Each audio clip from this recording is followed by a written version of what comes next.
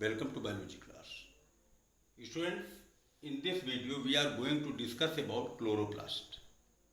हम लोग इस वीडियो में क्लोरोप्लास्ट की स्टडी करेंगे कि क्लोरोप्लास्ट क्या है, कहाँ पाए जाते हैं, what is the function of chloroplast और इनकी संख्या क्या क्या हो सकती है, इनका शेप कैसा हो सकता है। तो स्टूडेंट्स, एक जनरल चीज़ जान लीजिए कि chloroplast are found in the all green part of the plant. जितने भी प्लांट के, किसी भी प्लांट के जितने भी ग्रीन पार्ट हैं, दे कंसिस्ट क्लोरोप्लास्ट, उनमें क्लोरोप्लास्ट पाया जाएगा। अब उसका शेप क्या होगा, उसकी साइज क्या होगी, ये अलग अलग हो सकता है अलग अलग स्पीसीज प्लांट में। Student, Schimper was the scientist who discovered the chloroplast. Schimper एक साइंटिस्ट थे, इन्होंने डिस्कवर किया था क्लोरोप्लास्ट। स्टूडेंट, क्लोरोप्लास्ट जो पाए जाते हैं एल्गी में डिफरेंट शेप एंड साइज के, कुछ प्रोटोजोअन्स में और बाकी ग्रीन प्लांट्स में पाए जाते हैं।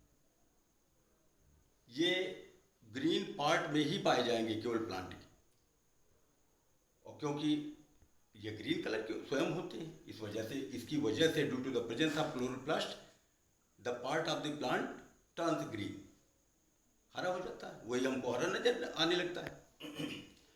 स्टूडेंट्स, अब अगर स्ट्रक्चर, इसका एक जनरल स्ट्रक्चर स्टडी किया जाए तो chloroplast is covered by two membranes, outer membrane and inner membrane.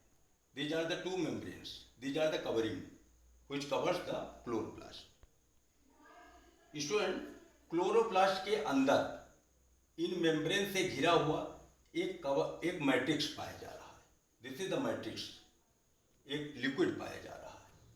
तो इस मैट्रिक्स को यहां पर बोला जाएगा stroma. Stroma is the matrix part of the chloroplast. ये लिक्विड है एक प्रकार भरा हुआ। इसी के अंदर बहुत सारे disc like structures, these are the disc like structure, these are the granum disc, granum disc है, ये पाई जा रही है। और क्या पाया जा रहा है, 70s राइबोसोम्स पाए जा रहे हैं, 70s राइबोसोम्स। और क्या है इनके पास, डीएनए पाया जाता है, आरएनए पाया जाता है। और क्या है कि ग्रेनम जो है, ये डिस्क जो है, ये छोटी छोटी एक पतली सी ट्यूब्स से आपस में कनेक्टेड है। तो इनको बोला गया स्ट्रोमल लैमेली, यानी stromal lamellae connect to granum disc, तो एक प्रकार से कनेक्ट कर रहे हैं।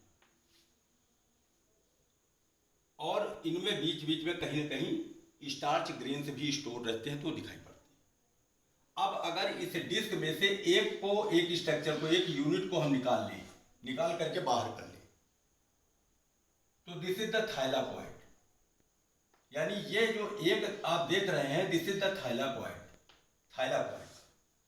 इसको बड़ा करके दिखाया गया है। ये थाइलाकॉइड की मेम्ब्रेन है। थाइलाकॉइड की मेम्ब्रेन से लगे हुए छोटे छोटे पार्टिकल्स पाए जा रहे हैं, दीज आर द क्वांटासोम। इन क्वांटासोम के अंदर इनकी संख्या भी अलग अलग हो सकती है थाइलाकॉइड में। अब each quantasome consist to near about 230 chlorophyll molecules. एक क्वांटासोम के अंदर 230 क्लोरोफिल मॉलिक्यूल्स पाए जाते हैं, यानी क्लोरोफिल मॉलिक्यूल्स क्वांटासोम के अंदर, क्वांटासोम पाए जा रहे हैं थाइलाकॉइड की मेम्ब्रेन से अटैच।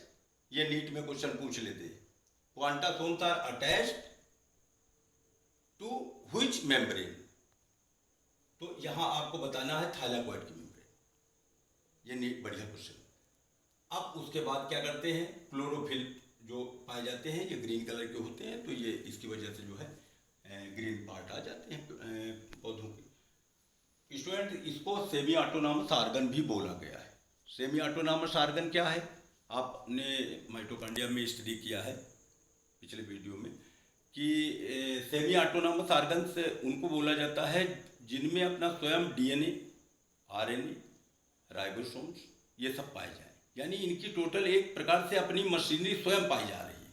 और किस चीज़ की मशीनरी है, प्रोटीन फॉर्मेशन की, प्रोटीन सिंथेसिस की, डिफरेंट टाइप की प्रोटीन्स कैसे बनाना, उसकी एक इनकी मशीनरी है।